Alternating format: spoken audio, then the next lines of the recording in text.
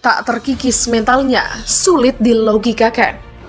Habib Rizik itu sudah menderita dalam pengertian perasaannya, dituduh pengecut, dituduh macam-macam lah. Simpang siur informasinya dahsyat sekali. Ada yang mau di sniper. Kalau ditangkap, kerusuhan pasti terjadi. Nggak mungkin enggak, karena pendukung Habib Rizik nggak cicing wae, pasti ngelawan. Nah kalau itu terjadi, korban siapa yang tanggung jawab? Disinilah saya hormat dengan Habib Rizik, dia menderita perasaannya seperti itu, tertekan untuk menyelamatkan supaya sila ketiga itu persatuan Indonesia nggak pecah gitu loh. هذا سؤال للأندونيسيين. أنور عباس يجاوب. حبيب رزق ليس بخطر على أحد، ولو كان خطرا على السعودية لأودع السجن، لو كان خطرا على السعودية لتم ترحيله، لو كان خطرا على اندونيسيا كان سجنوه في السابق. فما اعتقد انه يمثل خطوره الا انه رجل مسلم. Hati-hati, kalau di tengah-tengah kita sudah tidak adil seperti itu, saudara. Satu kelompok salah dibiarkan, bahkan dilindungi. Kelompok lain tidak disukai, saudara. Enggak salah aja disalahkan. Apalagi kalau salah, ya. Kalau sudah begini yang terjadi, apa kata Nabi? Innama halaka man kana qablakum. Halak kata Nabi, binasa, hancur itu bangsa. Wallahi, penjara bahkan dibunuh sekalipun jauh lebih baik daripada kita mati dalam bencana akibat murka Allah kepada bangsa ini. Tak terkikis mentalnya, sulit dilogikakan. Lion of the court. Cuma pribadi tegar dengan mental kuat yang mampu bertahan dalam tekanan apapun.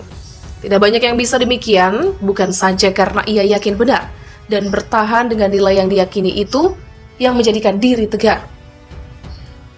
Tapi lebih dari itu, ia pribadi yang meyakini bahwa Tuhan menyertainya dalam pencarian keadilan. Semua yang di hadapannya dipandang biasa saja, bahkan kecil. Karenanya ia menjadi pribadi yang tidak bisa ditekan, bahkan acap menyerang balik dengan argumentasi telak. Pengadilan Habib Rizik Syihab mempertontonkan itu semua. Maka melihat sikap dan fisik yang kuat dengan beban tekanan psikologis yang luar biasa, ia masih tetap bisa berargumentasi dengan baik. Mentekel serangan jaksa penuntut umum yang bertubi-tubi dengan emosi yang tetap terjaga, itu bukan perkara mudah. JPU tampak kewalahan menangkis serangan balik dari singa satu ini. Mungkin seumur-umur mereka itu baru bertemu singa pengadilan yang sebenarnya. Sebelumnya hanya menghadapi kelas kucing mengeong yang saat dihadirkan di pengadilan hanya tertunduk lemas, dengan tubuh basah kuyup karena siraman air hujan.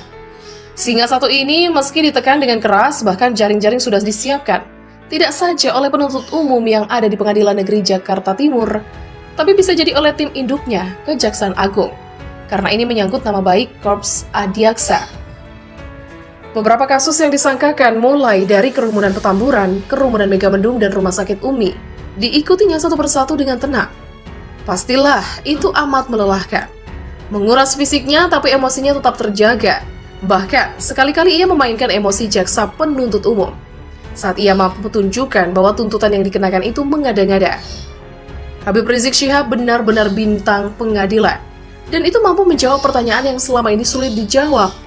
Kenapa ia dengan keras mesti dimusuhi rezim ini?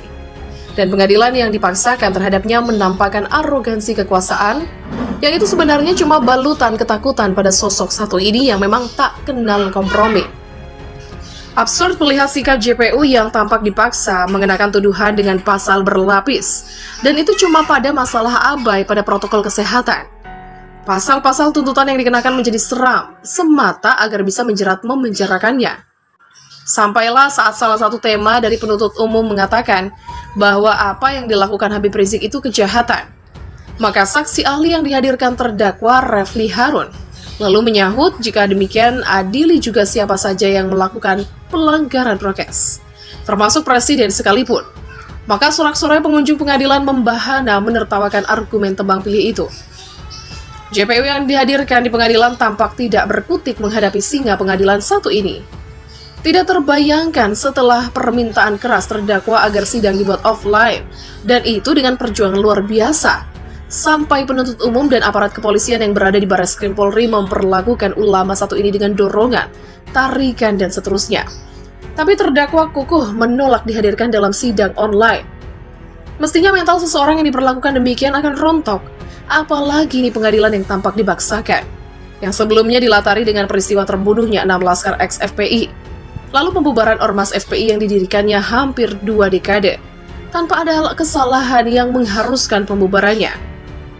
Ditambah kematian Ustadz Maher Atwalibi, seorang yang terseret karena membela Habib Rizik ditahan Barreskrim Polri. Tengah pengadilan berlangsung, ketua tim pengacara yang juga mantan pengurus pusat ex-FPI Munarman ditangkap dengan tuduhan tidak main-main terlibat aksi teroris.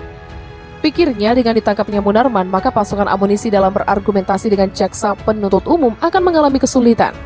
Nyatanya tidak. Rasa-rasanya dengan tidak bermaksud mengecilkan peran tim pengacara, tanpa dihadiri tim pengacaranya sekalipun, ini akan tetap menyalak dengan argumen menohok. Meski begitu, beragam persoalan yang menderanya tidak sedikit pun mengikis mentalnya. Tetap kokoh menjadi sulit bisa dilogikakan. Jika dipaksakan, tampaknya PN Jakarta Timur ini tetap akan memenjarakannya entah berapa lama. Dari 3 kasus yang disidangkan, itu ia akan dipenjarakan. Semua akan mempersaksikan bahwa keadilan dalam konteks pengadilan Habib Rizik Syihab adalah pengadilan prokes yang diperlakukan hanya untuk seseorang, tidak pada pelanggaran yang lain. Sebagaimana yang disampaikan penuntut umum secara tersirat bahwa kasus pelanggaran prokes yang dilakukan Habib Rizik adalah sebuah kejahatan, yang itu tidak berlaku sama dengan pelanggaran yang dilakukan oleh pihak lain. Tampak perlakuan hukum yang diskriminatif, tidak adil. Pilihan yang bijak dan memenuhi asas keadilan sebenarnya hanya satu: membebaskan terdakwa dari semua tuntutan jaksa penuntut umum. Apakah majelis hakim yang mulia yang diketuai Suparman Nyompa yang memimpin sidang dengan cukup bijak berarti membebaskan terdakwa dari tuntutan sumir? Kita lihat saja nanti.